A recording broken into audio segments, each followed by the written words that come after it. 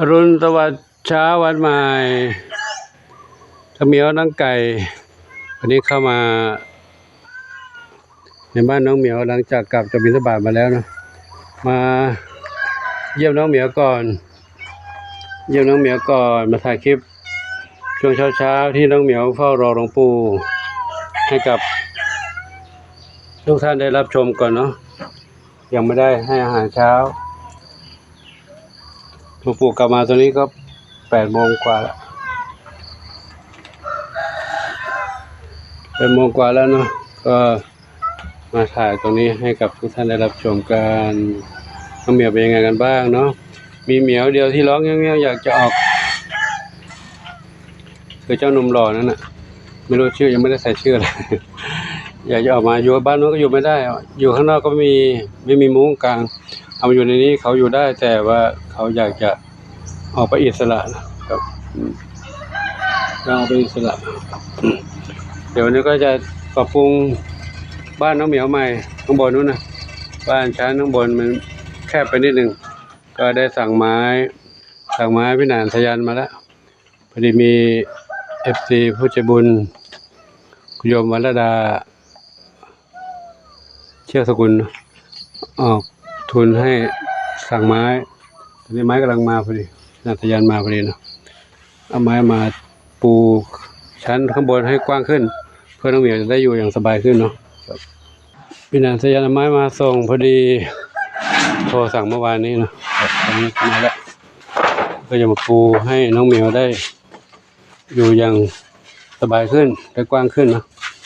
ที่ปูที่ของเดิมนั้นปูแค่แผ่นเดียวเนื่องจากไม้ตอนนั้นไม้ไม่พอตอนนี้สั่งมาเพิ่มแล้ว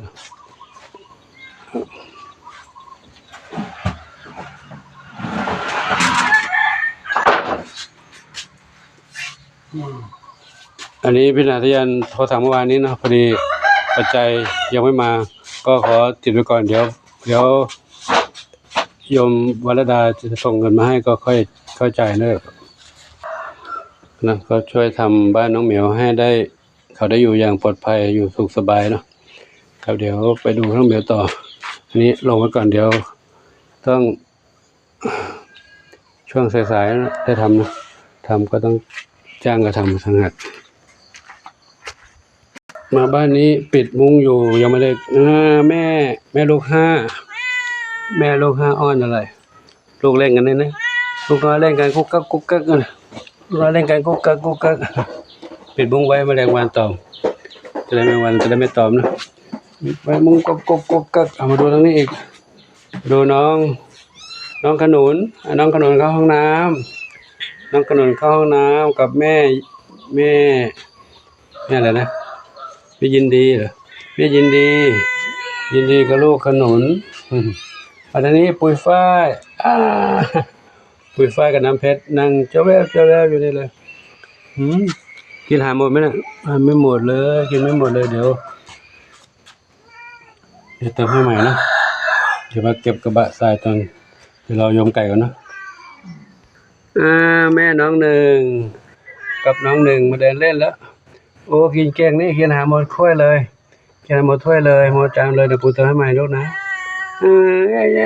ปูให้ใหม่อาจารย์โอ้ลูกโตแล้ววิ่งเล่นได้แล้วน้องหนึ่งเดี๋ยวก่อนลูกเดี๋ยวปูให้นะเติมอาหารให้แล้วกินได้เลยจบแม่น้องหนึ่งกับลูกกับน้องหนึ่งแม่กินอาหารลูกเล่นหางแม่แล้วโอ้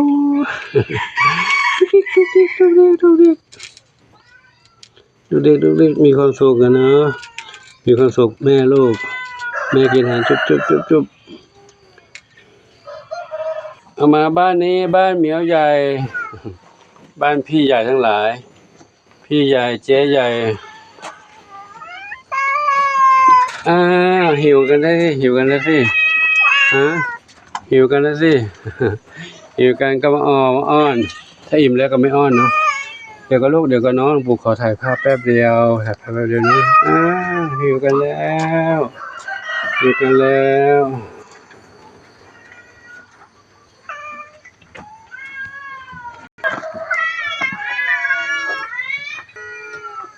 บ้านโน้นทะเลาะกันนะเงี้ย ดูนี่ก่อนลูกฮะนี่ก็อ้อนโอ้กัดกัดภาชนะขวนเล็บพังไปแล้วโอ้ขาดหมดเลยลูกกินอาหารเก่งด้วยกินหมดแล้วโอ้กินเก่งเนี่ยกินเก่งเหมือนกันกินเก่งเหมือนกันหมดถ้วยเลยทานหมดถ้วยเลยว่านี้เราหมดไหมโอ้นี่เกือบหมดสองอย่างนี้กินเกือบหมดอันนี้ลูกอันนี้ก็เกือบหมดแล้วกินเก่งลูกนะบ้านนี้ครอบครัวทั้ง7ครอบครัวเหมียวน้อยเหมียวใหญ่ทั้ง7เป็นไงบ้างลูกอยู่กันสบายดีไหมอยู่กันดีเนาะโอ้กินอาหารหมดกัดกล่องกระดาษขาดหมดเลยกัดกล่องกระดาษขาดหมดแล้วนะอยู่ดีมีสุขลูกเนอะโอ้กล้วยหักลงมาแล้วกล้วยหักลงมานี่แล้วน้องโชคทวีทรัพย์โชคทวีทรัพย์เป็นหน้าเท้าขาวใหญ่ใครเสียงดังอ่ะใครกวนกันทำไมทำไมลูกกวนกันทำไมเดี๋ยวป่วยจะจับเอาไปอยู่แล้วจะเอาไปอยู่ข้างนอกแล้วให้คนอยู่กันนี้ไม่ได้ทะเลาะกันไม่มีความสุขเนาะทะเลาะกันทำไมล่ะทะเลาะกันไม่มีความสุขยังงคู่กันไปคู่กันมาพี่นวดคู่เพื่อนทำไมลูกเข้ามาเยี่ยมแล้วนี่5แล้วลูกโชคทวีทรัพย์ไม่ใช่เลยนะทรัพย์ทวีไม่ใช่ทวีทรัพย์ทรัพย์ทวีหนุ่มหล่อดำขาวนี่ใครสีหน้าส้มเจนวรัตน์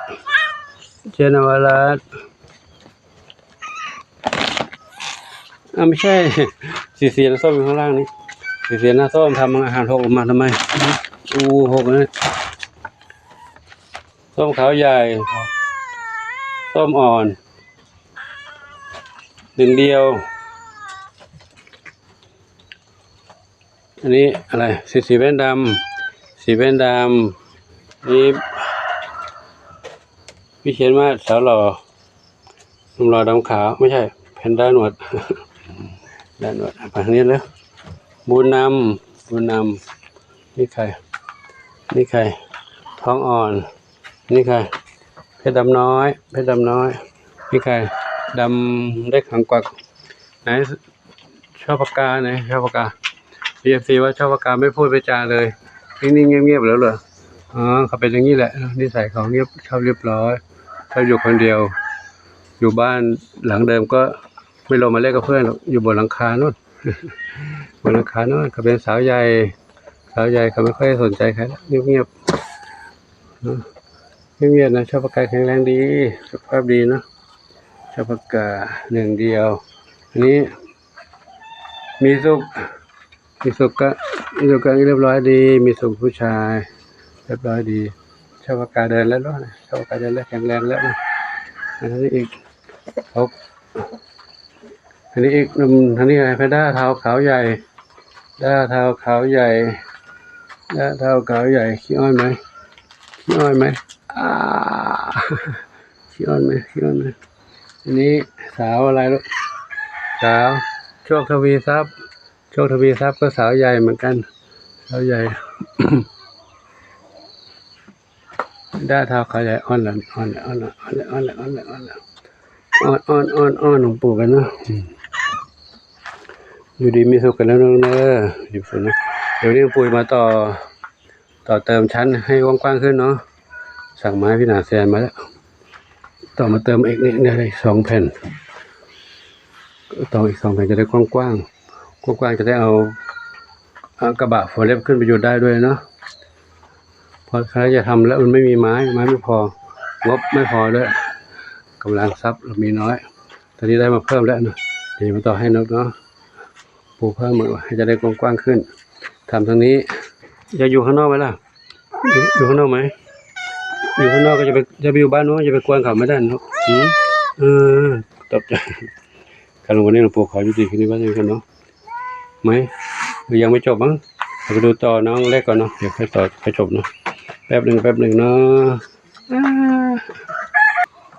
ะมาดูน้องเล็กก่อนน้องเล็กน้องอะไรน้องเดี่ยวน้องฟ้าน้องฝน ฟ้าน้ำฝนอ้อนกันแล้วอ้อนแล้วกินหาหมดไหมล่ะหางกินไม่หมดแล้วนะยังกินไม่หมดเลยอาหารอ้อนทำไมอยากไปเดินเล่นเหรอวันนี้ยังไม่ได้เดินนู้นเนาะถูกไหมสะดวกเลยรู้สึกว่าปวด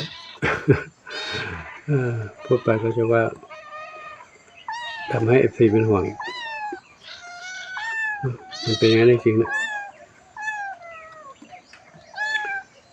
ปวดขึ้นท้ายทอยปวดหัวมึนงงปวดเอวปวดข้อปวดกระดูกกินยาแล้วก็โรคเดิมเหมือนกันนะโรคเดิมถ้าทำงานมากพักผ่อนไม่พอก็เป็นเช่นเดิมหมดฤทธิ์ยาก็เป็นอย่างเก่าถ้ากินยาก็กินยาแล้วก็ดีขึ้นพอหมดฤทธิ์ยาก็เป็นอีกเหมือนเดิมมันไม่หายเดี๋ยวไปดูน้องหมาน้อยก่อนเนาะประมาณเจ้าหมาน้อยไม่น้อยแล้วหมาไปหนุ่มแล้วหมาหนุ่มน้อยดีกว่าหนุ่มน้อยน้ำตาลขาวแดดออกแล้วลองปูมาถ่ายภาพแป๊บนึงเนาะเดี๋ยวค่อยว่ากันต่อไปน้ำตาลแดงน้ำตาลเข้มน้ำตาลขาวน้ำตาลเข้ม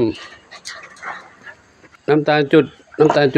และหลวงปู่เขาถ่ายภาพสั้นๆแค่นี้ก่อนเนาะขออนุโมทนาสาธุกับทุกท่านที่รับชมรับทราบเรื่องราวต่างๆในชีวิตการมีอยู่ของน้องเมียวน้องหมาน้องไก่น้องเต่าน้องกระต่ายแล้วหลวงปู่และพระที่จำพรรษาอยู่ในวัดนี้นะก็มีพระนพดลกับโยมไก่อยู่กันเป็นยังไงอยู่ดีมีสุขไหมก็พออัตภาพนะตามสมควรแต่มีสิ่งหนึ่งที่เริ่มจะอ่อนล้าลงไปคือสังขารหลวงปู่วันนี้ก็รู้สึกว่าจะปวดขึ้นมาเรื่อยๆแล้วต้องแบกของหนักถืออาหารจากตลาดมาที่รถก็สภาพไม่ค่อยดีแล้วมาแบตเตอรี่เก็บแบตเตอรี่ไม่อยู่ชาร์จแล้วมันอ่อนลงชาร์จ8 ชั่วโมงเต็มขับไปแป๊บเดียวหมดไม่ถึงไปกลับไม่ถึง2 กิโลเริ่มอ่อนแล้วคิดว่าคงยังไม่ถึงแต่ก็ยังมาได้อยู่นะครับจะเปลี่ยนใหม่ก็แพง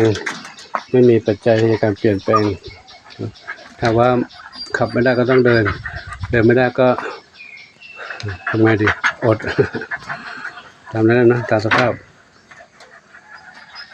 เอาละแค่นี้นะเมียเนาะหมาน้อยเนาะครับผมขออนุโมทนาสาธุกับทุกท่านเนาะขออวยพรให้ท่านโชคดีมีความสุขความปรารถนาในสิ่งที่ปรารถนาทุกประการเถิดสาธุอายุวันโนสุขังพระลัง